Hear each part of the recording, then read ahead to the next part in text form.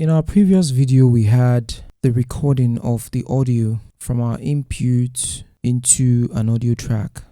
Let's have a preview of what we recorded. Hello, testing 1 2. Mic check 1 2. Hello, testing 1 2. Mic check 1 2.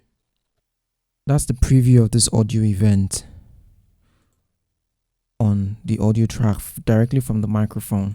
Now let's have the recording from our second external input, which is the keyboard. The first thing you want to do is you cross-check the input. We had 2 input selections from our VST connections. We've had the microphone assigned to a track. Now we have the montage assigned to the input routing of this track. What you want to do next is you arm the recording and then you play. Let's record.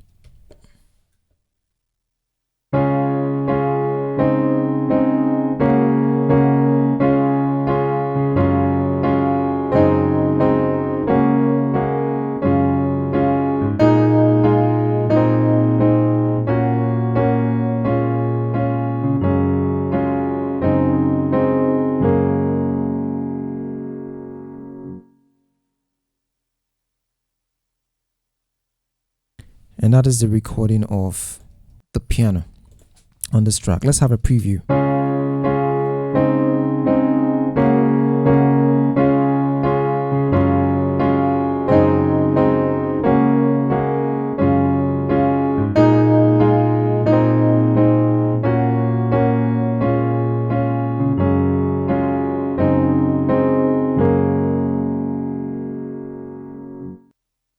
And that is how to record audio into Cubase. Moving on, let's see how to record MIDI tracks into Cubase. What you want to do is to add your track by clicking on this plus button, or you right click on this panel here and you say add track. It comes up with this. But we're not adding an audio track now. What we're going to be doing is we're going to be adding a MIDI track. We want to record some MIDI information. So you add a MIDI track. It brings up this dialog box. We want to add 2 MIDI tracks and we'll say add track. 2 MIDI tracks are up. Let me take this out.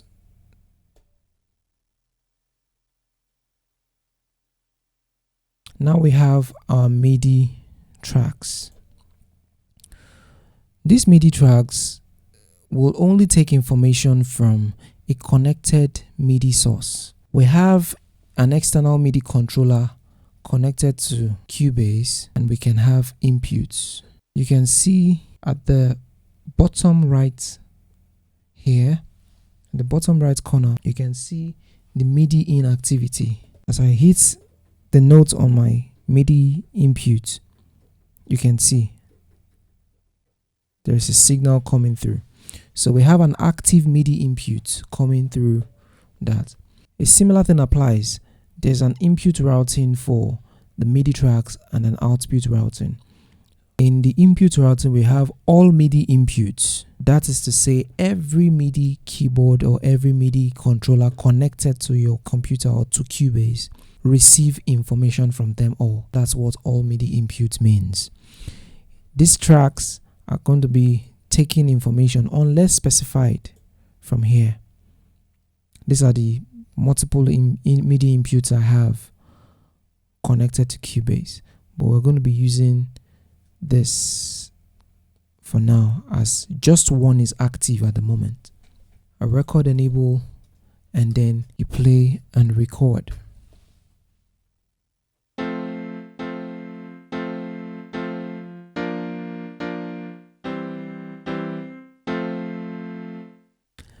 The sound you hear is because there is a default wavetable synth that this MIDI channel has been assigned to.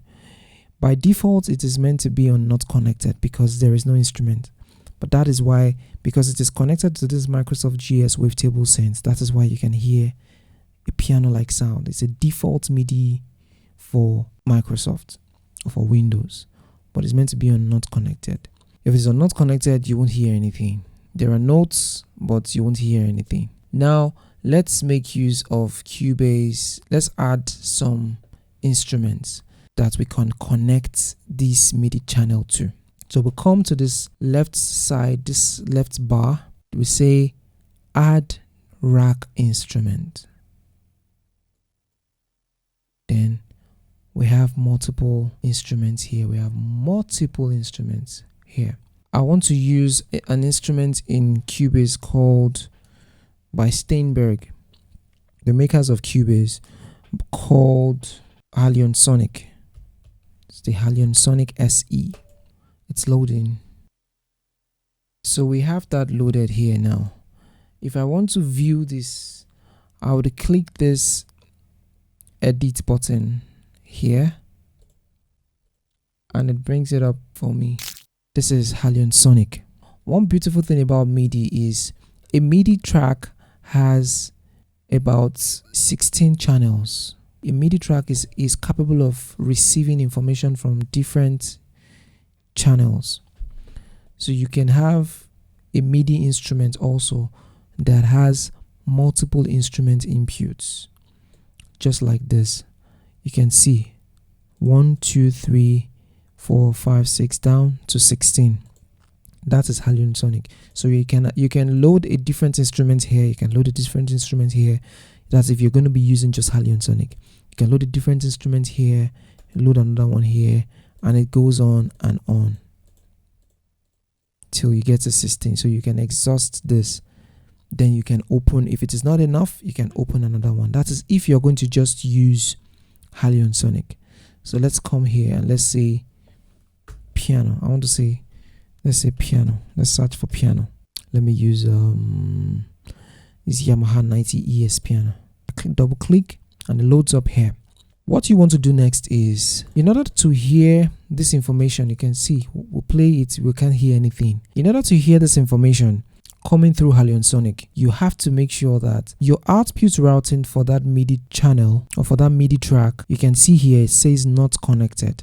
We'll click it and then we'll locate Halion Sonic. You can see it is the number one instrument, just as it is here on the VST instruments tab. We'll say Halion Sonic. This is something to note.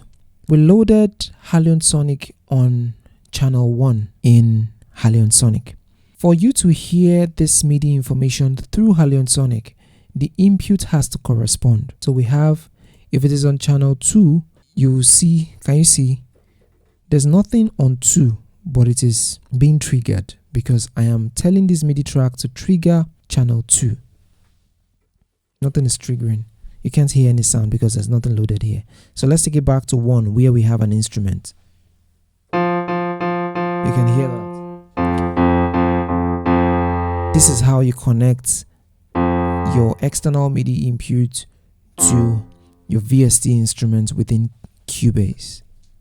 Let's hear what we just recorded.